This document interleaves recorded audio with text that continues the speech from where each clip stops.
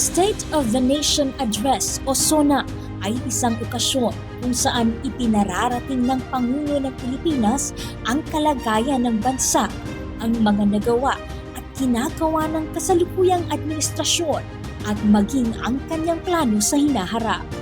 Ito ay idinadaos tuwing ika-4 na Lunes sa buwan ng Hulyo at tinututukan ng taong bayan at pinagtutuunan ng pansin maging ng mga politiko sa ibang bansa.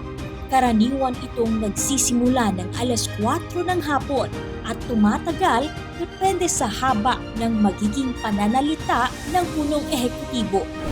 Ang kauna-unahang SONA ay isinagawa ni Pangulong Manuel Luis Quezon sa panahon ng Commonwealth noong November 25, 1935 sa Legislative Building sa Manila na ngayon nga ay ang National Museum of Fine Arts.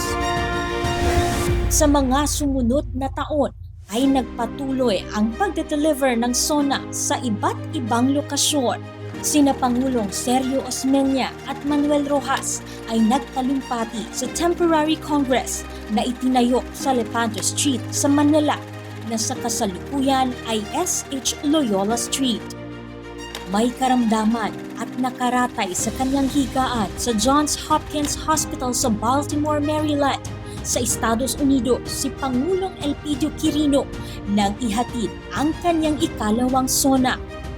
Ang State of the Nation Address ay nakarating sa mga Pilipino sa pamamagitan ng isang radio broadcast.